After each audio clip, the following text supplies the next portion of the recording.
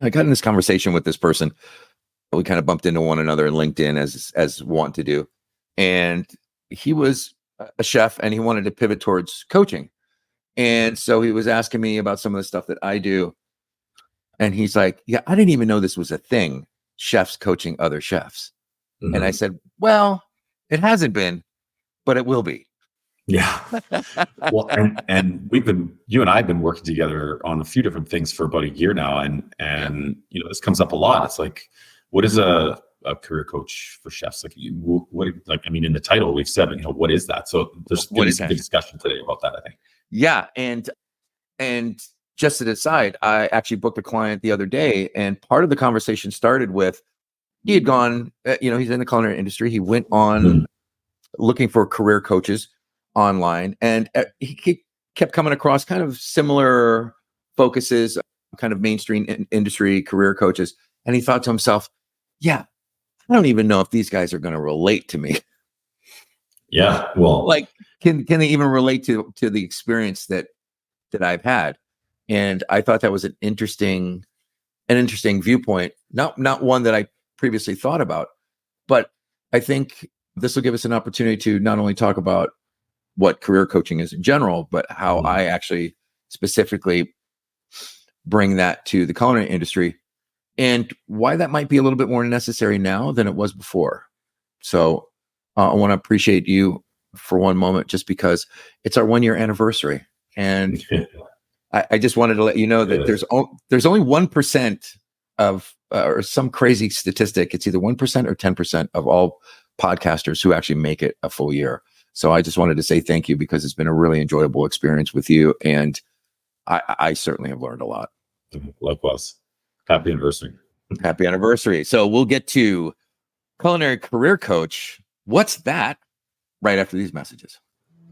Welcome to Turning the Table, the most progressive weekly podcast for today's food and beverage industry, featuring staff-centric operating solutions for restaurants in the hashtag New Hospitality Culture. Join Jim Taylor of Benchmark 60 and Adam Lamb as they turn the tables on the prevailing operating assumptions of running a restaurant in favor of innovative solutions to our industry's most persistent challenges. Thanks for joining us. And now, on to the show. This episode is made possible by eVocalize. eVocalize makes complex local digital marketing push-button easy for anyone. Empower your franchises with programs that automatically optimize performance and program spending across Google, Facebook, Instagram, and TikTok, all from one easy-to-use collaborative marketing platform. To find out more, go to turningthetablepodcast.com/eVocalize. And I guess, maybe the first question would be, Jim, like, why does anybody need a career coach? Well, I think we should spin that around and ask you. I mean, you're a big part of the conversation today is about really let's dig into, why people can benefit from some support. How a little bit about your strategy on this and kind of the results mechanism. But, one of the things that I was thinking about leading into this conversation is that I had a really big wake up call when I left the sort of operations world of restaurants, because I thought, this is what the whole industry is like. Every restaurant is the same. We all have the same issues or challenges or whatever it might be. And it wasn't until I started working with, multiple restaurants all over the world, basically, I was like, everybody has a different challenge going on. Sure, there's the big picture ones that are the same, but everybody's got unique market challenges and, these things that you have to try to work through. And maybe you can take this and run with it in a second. But one of the things that I've always found interesting about your career path and now what you do is you've got so much experience in so many markets, in so many environments, in so many types of businesses. There's an insane amount of knowledge there. So I don't know, maybe you could kind of take that and just what's the basis of this whole thing? Yeah. And thank you for pointing that out, because sometimes it's easy to forget just how much we know. Or midway through my career, I was asked to do a quorum on the culinary program for the Art Institute, the chain of Art Institutes of America, and their sub-program of culinary arts. And there were about me and about 10 other chefs and other facilitators in the room. And the facilitator started by asking, what are the core competencies that you know? that come in real handy with business. And what do you think our students should be leaving the program with? Mhm. And in the space of about 50 minutes, she had these yellow stickies all over this wall of stuff that we kind of have gained knowledge in and probably not given enough credit for, even to ourselves. I looked at that wall and I said, wow, like that's a lot. And, 15 years old, I started washing dishes at the local restaurant. Yeah. The only reason I started there is because that's where my dad used to like to hang out. He was a college professor. So on his breaks, he'd go down there and he'd kind of laugh and joke with the waitresses. And so I think it was kind of a way in which, I could be a little bit closer to my father, and not that we were estranged, but, I kind of wanted to see him, what he was like outside of the family. Yeah. It turns out he's a pretty charming person and everybody seemed to enjoy talking to him. And one Friday night, I was walking past the kitchen door with a whole bunch of plates in my arms that had just got done washing. And there were two cooks that worked there, both female. One was a larger woman. Her name was Artelia White. She had a gold tooth in the front of her mouth and she was always smiling. And she would work the pass. And back then it was like the stainless steel wheel that used to spin in the window where people would put the tickets up. Mhm.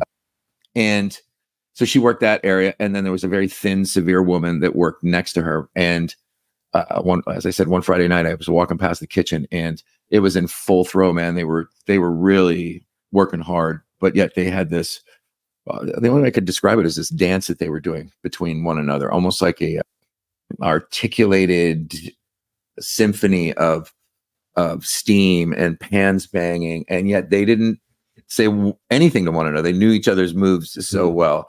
And that just kind of mesmerized me. And I said, I don't know what the hell that is, but I want to get me some. So What market was that at? That was right outside of Chicago on the Indiana side. So Okay. I lived in the Chicagoland region is how they refer to it. Mm-hmm. And that could stretch as far as almost to Wisconsin and Michigan, both kind of like at the bottom of Lake Michigan. And so I recognized that if I wanted to go further in my career, I would need to kind of get to downtown Chicago some way, but both geographically and skill level. Yeah. So very often I put myself in jobs that, I talked a really good game. And to your point, I lied a lot, about what I was capable of doing. I went to work at a Greek restaurant and the guy says, can you clean beef tenderloins? And I said, oh yeah, sure. And the very first day I'm standing next to this guy, kind of watching out of the corner of my eye how he was doing it. And I want to tell you, if anybody's ever, peeled silver skin off a beef tenderloin, there's an art to it. And I'm afraid the first couple tenderloins I did, there was more meat in the trash than there was on my table. You butchered it and not in the right way. I think one of my saving graces in my career has been being endlessly curious about things. So I always want to kind of try to figure things out. I see something and it's always a fascination for me. I love organization. I love systems.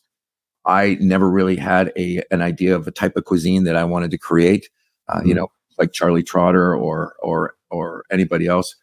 And the thing that really hooked me early was this idea of community within a restaurant, and everybody's in that kitchen working so hard that it builds relationships really, really quickly, and you really know who to depend on and who not to depend on. Mm-hmm. So by virtue of the fact that I worked really hard and I was dependable, I became kind of someone that people could count on. And I got my very first executive chef job relatively early in my 20s, completely unprepared. And by the grace, there was a crusty old guy that was the food and beverage director by the name of Ed Jameson, who used to be a purchaser for the Black Hawk restaurant downtown Chicago. Back in the days when they would actually have to go down to the meat market, and he had a stamp and an ink pad and would go down the lines of these sides of beef, and he'd be checking them out and stamping them for the Black Hawk, and then he'd spend the rest of that afternoon in the office drinking brandy with the guy who was running the house. So Ed took a shine to me, and we both kind of came to this conclusion that even though at first we distrusted one another, we were willing to work together. So I'm here by the grace of several mentors that really saw my greatness before I did, and who really guided me.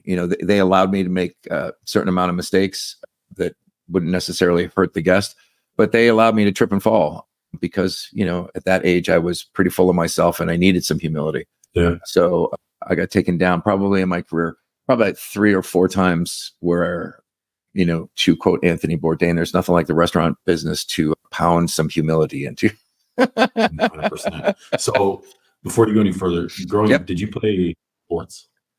Yeah, I was a wrestler in high school. As a matter of fact, at one point, my only dream was to get a college scholarship to Iowa State and wrestle with Dan Grable, who at that time was the United States gold medal champion. And then something happened that kind of put me on a different trajectory. So this need for community, this need for a place to belong, really mattered to me. Yeah.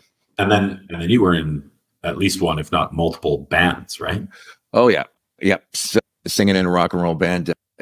As a matter of fact, at the first hotel I ever ran, we put a band together out of people in the kitchen to play the employee Christmas party, and that ended up lasting 15 years.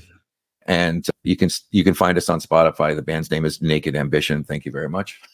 Amazing. Well, and the reason I asked those two things, like as you're starting to talk about community in the kitchen and the mentorship side of things and letting people fail and how that whole process goes, which I want to dig into that in a minute. But there's also a side of you that's competitive, the athletics thing, creating this competitive nature.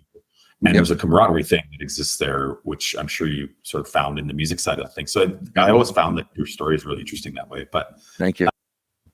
So letting people fail. I mean, there's definitely a connection to business, to learning, and to coaching and mentorship for sure.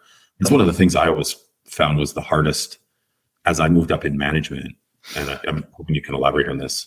One of the hardest things that I always found was, when do you let someone struggle and potentially almost fail so that they can learn through that, and when do you step in and bail them out, right? Yeah, like there's such a fine line there, right? So anyway, do you have to take any thoughts on that? I do, and I have a very quick story. And the other point that I wanted to make is, you mentioned those kind of physical and emotional attributes. The other one I would say is creativity. So the reason I ended up in a band is because I found myself being creative in several different ways. Very often people come to the culinary industry and they think, this is my life, this is all I ever want to do. And typically my very first piece of coaching is, that's cool, now get a hobby. Because in order to have a creative outlet outside of work is a very, very powerful thing, because you can get fed emotionally that way. And it doesn't have anything to do with what you do or how you're making a living, and could very often turn into something lucrative as a side hustle. Yeah. And so to your point about that whole delegation thing, so there was a restaurant in Fort Lauderdale that I was running. It was a seafood restaurant on the Intercoastal, did mad numbers. Typical nights were 700 to 1,000. I think New Year's Eve we did 1,200 covers. And 1,200 covers. Yeah. Wow. You start off with a 350 early bird between 6 and 7:30. And that, warms up the room and gets everybody in action. And there was a guy who I hired as my sous chef, Greg Barnhill, who was a really hot. I mean, he had his own restaurant in Fort Collins, Colorado. I was looking at his resume thinking to myself, what the hell is he applying here for? And will he show me up? But I hired him anyway. And so I knew he could cook fabulously, but I didn't necessarily know if he understood systems and expediting. And in that particular location, there was one printer that was on Expo, and every station, which there were 7 stations, had to listen to the expediter. There were no tickets there. So I got really, really good at expediting, and I loved it. It was, such an adrenaline rush for me. So I said, okay, Greg, you're going to do early birds. Okay, cool. And I stood, kind of out of his way to the side, and I watched him, get in the weeds really, really quickly. And the line was about to crash and burn. And that's when I kind of tapped him on the shoulder and said, okay, I want you to step over here and let me just get you out of the weeds here so that I can, so that we can better understand what the process, which is, you're calling the long cook items on all the tickets, and then you're working the first 4. And at that point, you're pulling plates out of the window and building trays and sending the food runners on their way. And he got to be very, very, very good. So in that case, I wanted him to get in the jam, get in the juice, so that he understood that there was a little bit more to it than what he thought it was. And, there might've been a little humility about it, but I would not allow the guests to suffer and let the line crash, because at that point, that exercise is terrible. Now I've come away from many, many experiences understanding that really the best thing, if you're coaching and mentoring, so real quick to finish.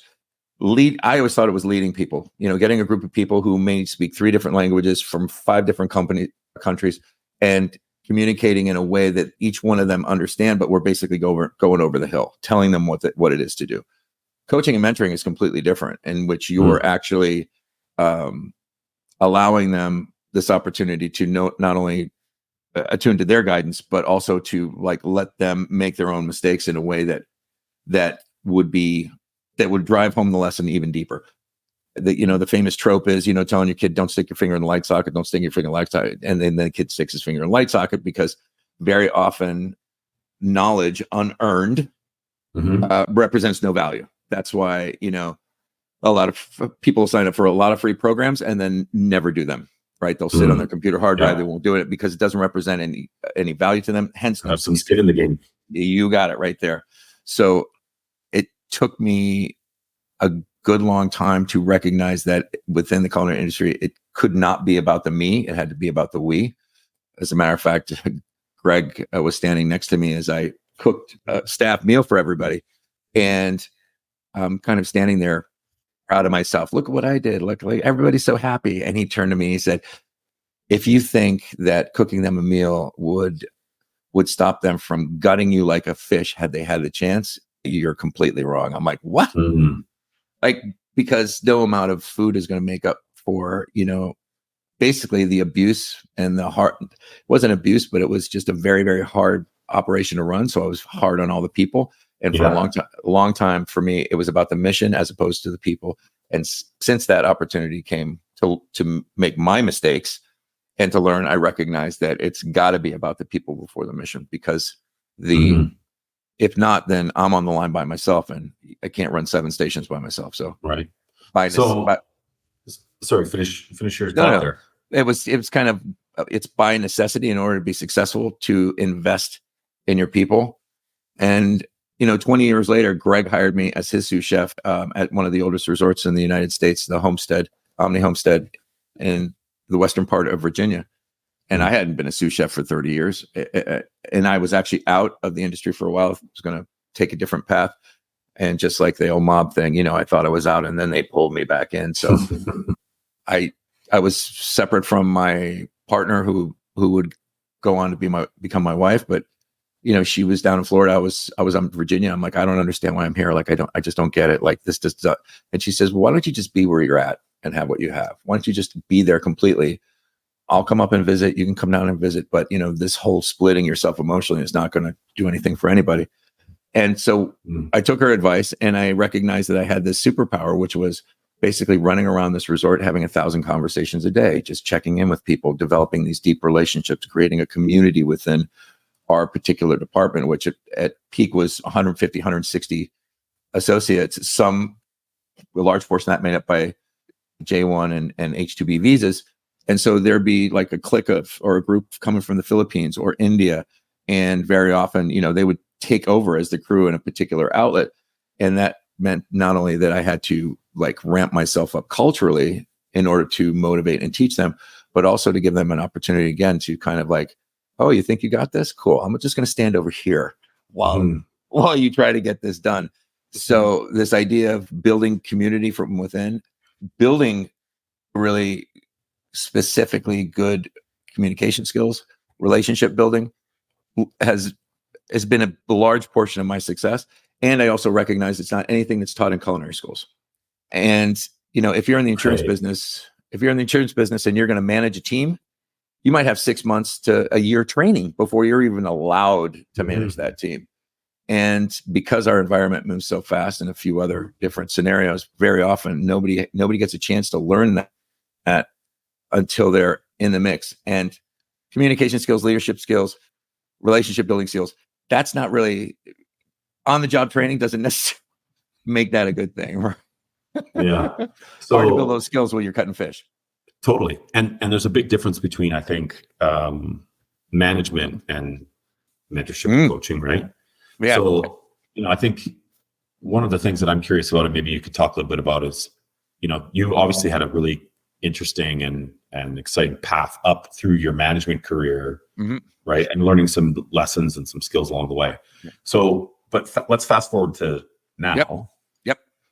what's your process with people? Like someone comes and you identify somebody, or you get in touch with somebody, you get introduced to somebody, and they're like, listen, I'm in this position. I love the industry. I love my career.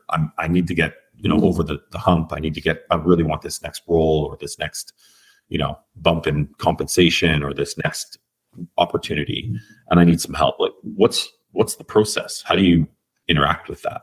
Yeah, I built up this framework that I found very helpful for myself, and it's lent itself very well to my coaching practice. As a matter of fact, I have 100% success rate amongst all my coaching clients, some going back to their place of business or employment with a renewed vigor and a grounding that is not necessarily passion, but it's a great way to be in that. It's passion lends itself to ups and downs, whereas being very well grounded and neutral in your position means that stuff can happen around you and you're not necessarily getting taken off. So the very first thing is, there's a very detailed initial assessment that I have them go through, that even though those questions might not necessarily be about work, certainly to me illuminates some opportunity for them. And then there's an initial discovery call in which we kind of dig in and see where they're at, where they want to go, and what's standing in their way. So what's the gap between where they are and where they think they should be. Now, I'd love to be able to say that that's all mechanics, but it's not. Very often there's some emotional components, and there may be some work that maybe they've been hesitant to do. I had a client whose parents owned 3 restaurants in middle of Ohio. She had been tapped on the shoulder to run them. Her mother did most of the work. And sometimes that mother-daughter relationship doesn't really work very well. And I went there on a site visit, and Mindy's okay with me telling this story, but Mindy and I went out for lunch, and I said, is this anything you really want to even do? Right? Because I saw the tension between them, and it didn't look like her mother was going to just leave and hands off. It wasn't going to be that simple. And as it turned out, she let that question in and is now at university studying to be a counselor. And she wants to counsel people in the hospitality industry because of what her experience was like. It can be fairly traumatic to be in this industry if you're not prepared for it, and you carry that trauma with you from job to job to job. So after those 2 processes, then it's a discovery process around what are your core values. So core values are different than what you're really good at. Core values are like what's non-negotiable. Do you need autonomy? Do you need support? Do you need clear communication? What are those things that you are unwilling to negotiate away? Because very often we're taking jobs because of a financial hardship or whatever, and don't really get to ask ourselves those questions. So to be in this discovery process of, okay, so what's my why? How do I actually make that why live in the world?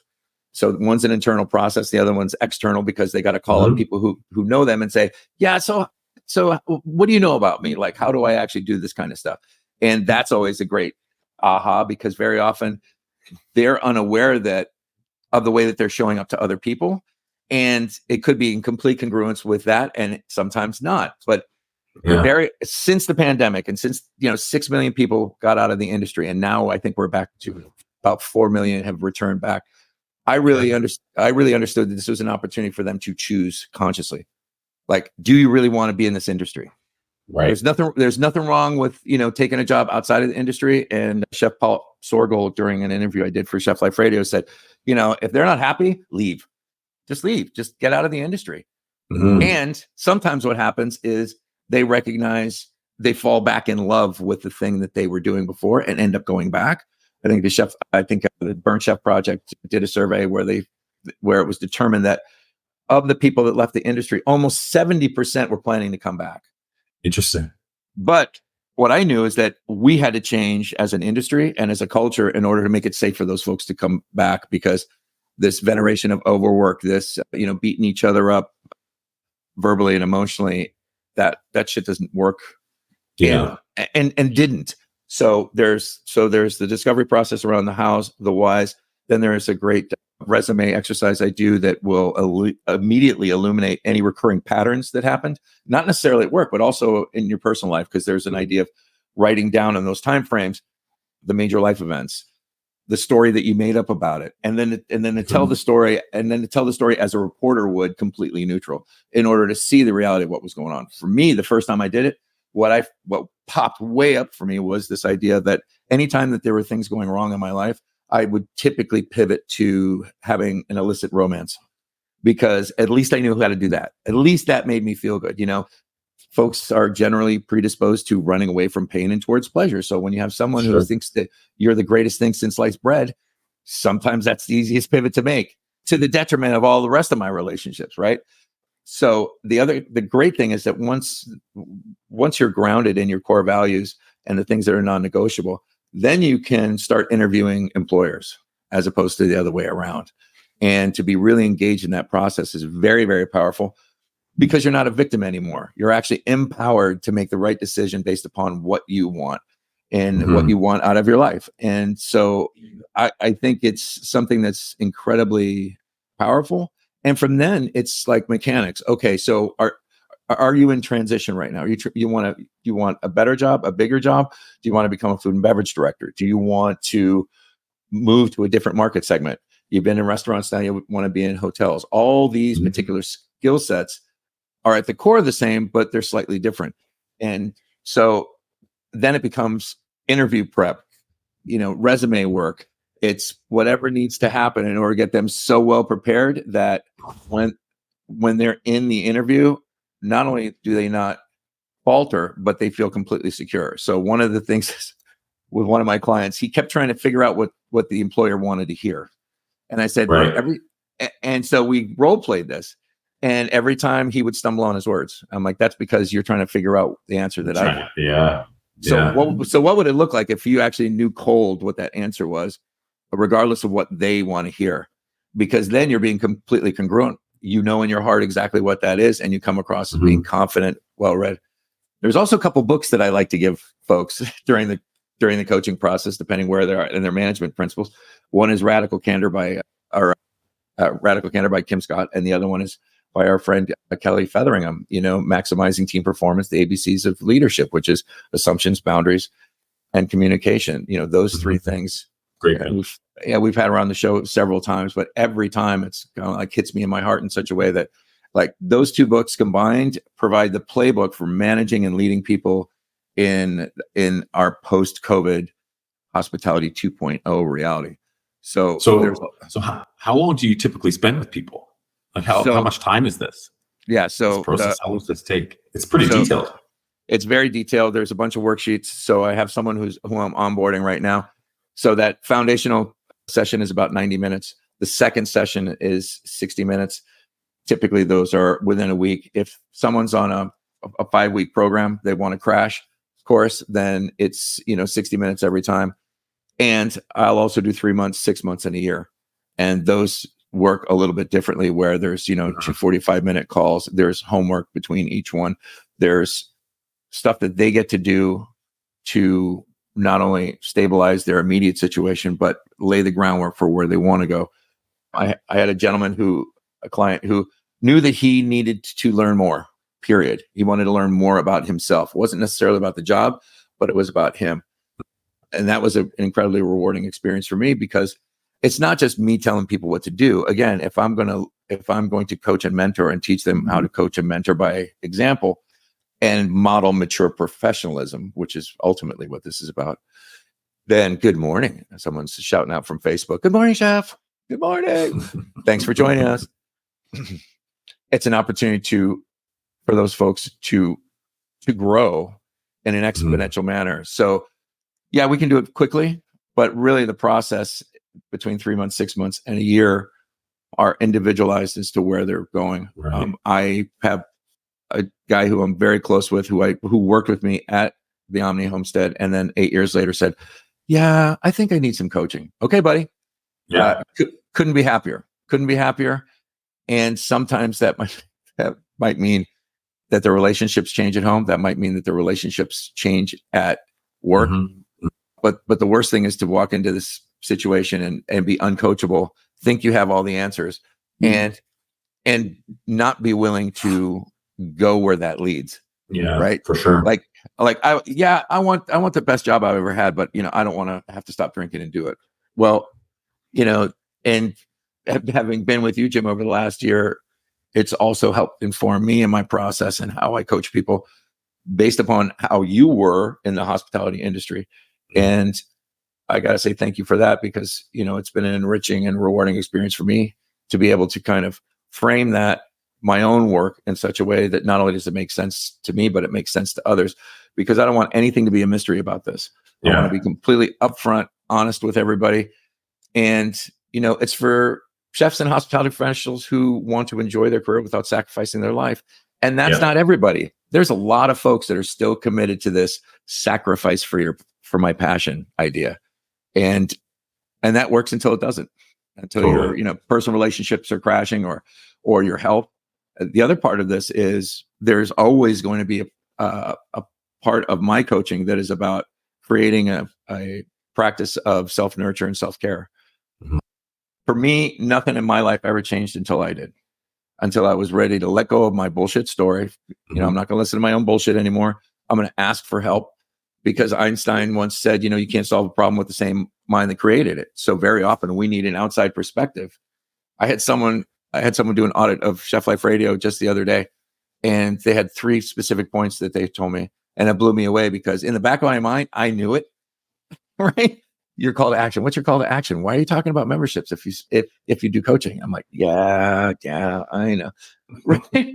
So it's a sneaky process, because theoretically, I'm not telling them anything that they don't already know or don't have the access to learn. Yeah. And very often that remembering is so powerful that they're like, oh yeah, I knew that. Yeah.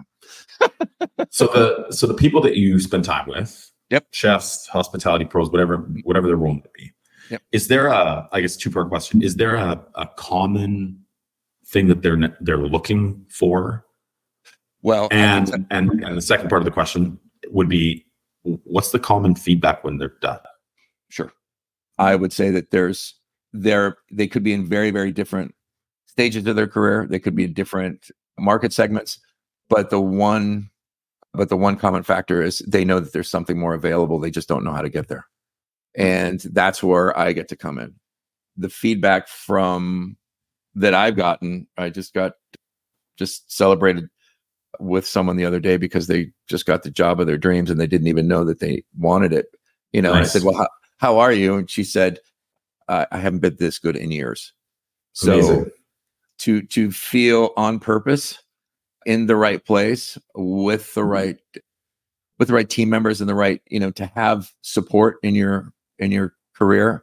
Like, there's nothing better than having a food and beverage director or a general manager who gets you and wants to support you, because then, like me, I'm liable to do just about anything in order to, keep that relationship solid and moving forward. At the same time, I want to make sure that I don't sacrifice my family, my friends, my own self-nurture, because at the end of the day, I talk about this all the time, this self-identification as a chef, as who I am versus what I do, simply because the standpoint that at some point you're going to have to hang your apron up. It's a physically intense, emotionally draining, intellectually stimulating career.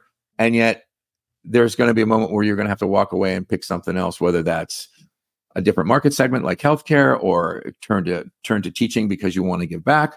But at some point you get to hang up your apron and you can't be aligned with that anymore. So if you're, then who are you? Are you still a chef? Are you a former chef? I mean, identity is a big part of it.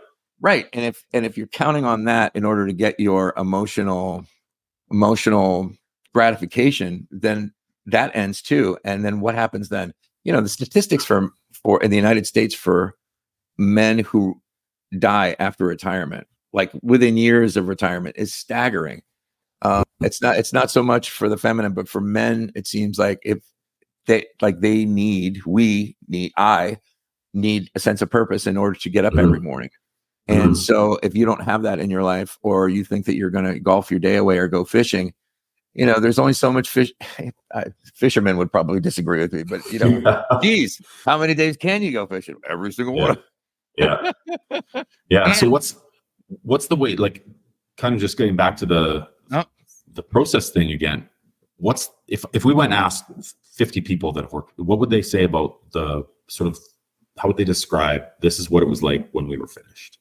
Where am I? Like, is there a sort of a common theme? Yeah. And again, I just want to kind of reference Chef Holly in that, she was unclear that safety was important to her. She had got unceremoniously dumped at a resort after putting in 9 years without necessarily even any feedback from anybody. They just put her on leave pending investigation, whatever the hell that means, because a new company had taken it over and wanted to put in there and install their people, like many do. But for her, this idea of emotional safety was so powerful. And yet she recognized that that was the thing that she could give to others that would matter the most. Very often those things that we didn't get enough of as we were growing up, instead of us clinging to that, like we really, really need it, that should be an immediate giveaway that that's actually our gift to give to others, which I know is kind of a heady concept, but very often it's like, I knew that, but I didn't really know how deep that went. And working with you, like, again, to come back to this point, what I really want is for you, Chef, or for you, Jim, or anybody to have their own connection to their own guidance, because that, and to be able to trust that, like that gut feeling, like the situation is not working. And yet you still sit there and grind and make some terrible sacrifices. So to be able to be reconnected to your own guidance, so that your own guru, so that from now on you're your own best advocate, that's a powerful, powerful thing. Yeah, for sure. And so, we've talked a lot about your career, how you've kind of gone through this process of learning and changing. And, the Einstein quote is genius, obviously. Einstein. And a little bit about kind of like, okay, here's where people are at when they start. Here's where people are at, through the process. I mean, there's so much value in this type of support for people, especially in the restaurant industry, I think, because I was one of these people, but so often on the job training is what it actually means is like, here's the keys, you're in charge. We changed your title on the schedule, so away you go.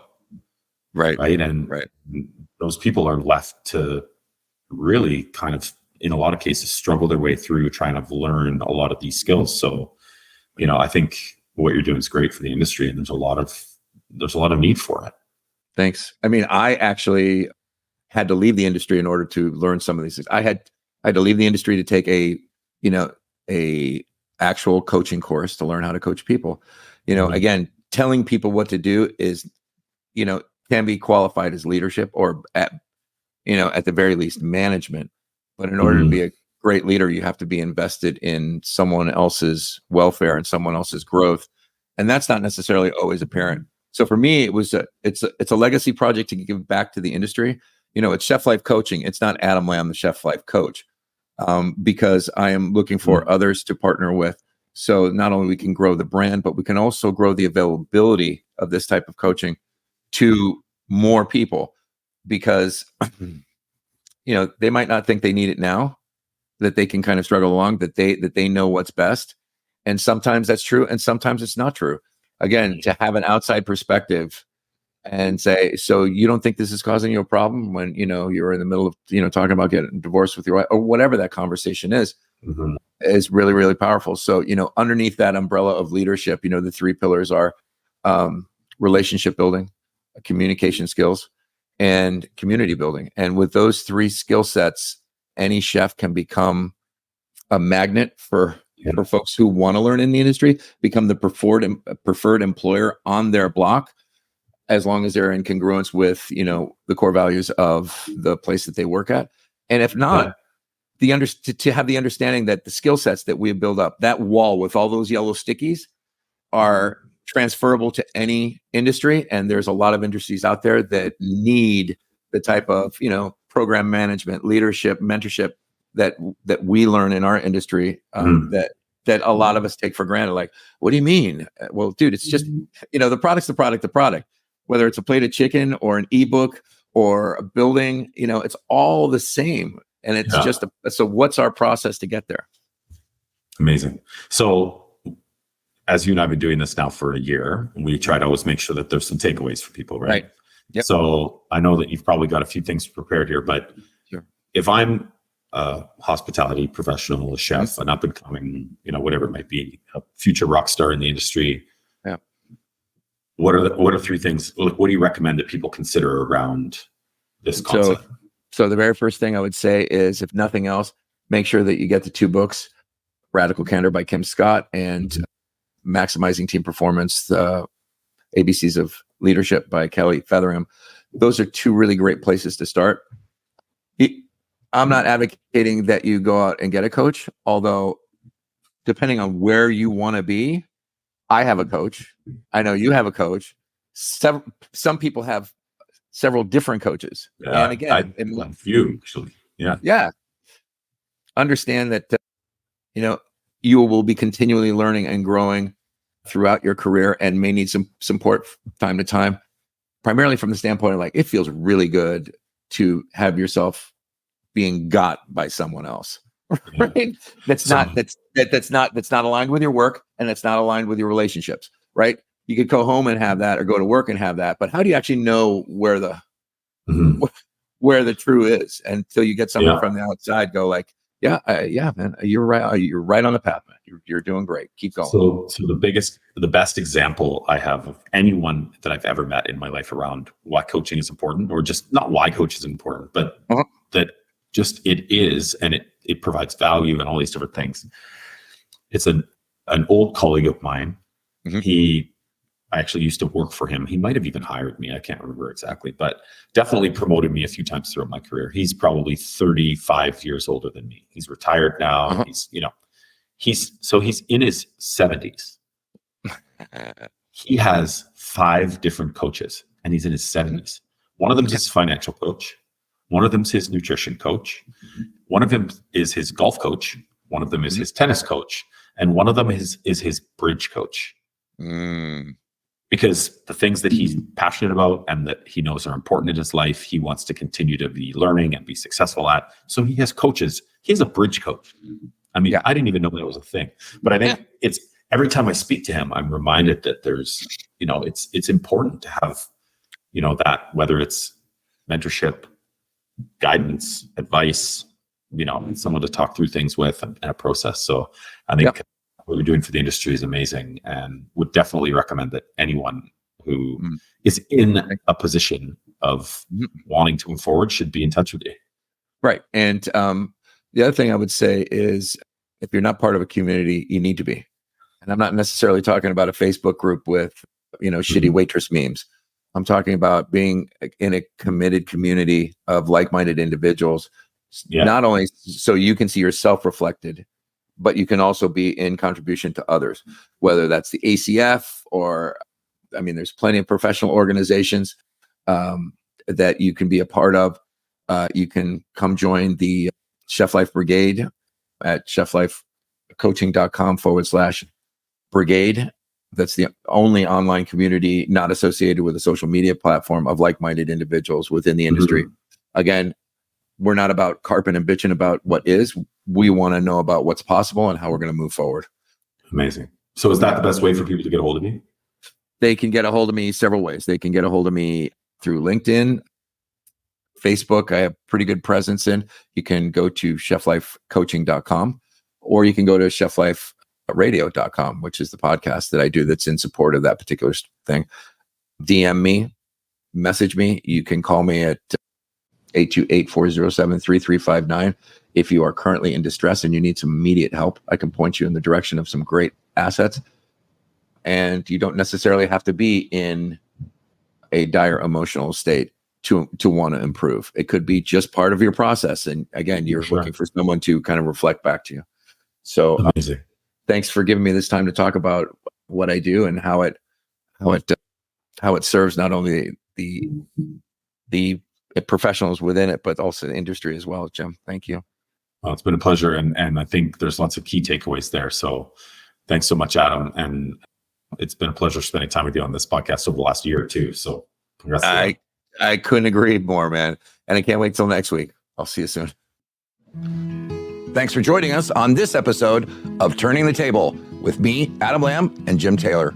We're on a mission to change the food and beverage industry for the better by focusing on staff mental health, physical and emotional well-being, by proactively measuring and managing staff workloads. Join other hospitality professionals co-creating the hashtag New Hospitality Culture by subscribing to our weekly newsletter at www.turningthetablepodcast.com/news. In every edition, you'll find innovative solutions ready to test and validate in your operation this weekend. Plus, listen to exclusive bonus content just for you. Connect with us on LinkedIn, Facebook, and Instagram at Turning the Table Podcast. If you found value in this episode, please consider leaving us a review on Apple Podcasts or on Spotify. Give us a star rating.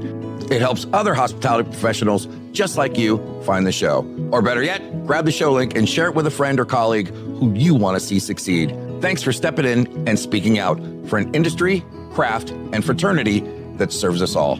Remember, retention is the new cool, y'all. This podcast was written, directed, and produced by me, Adam Lamb, and Jim Taylor.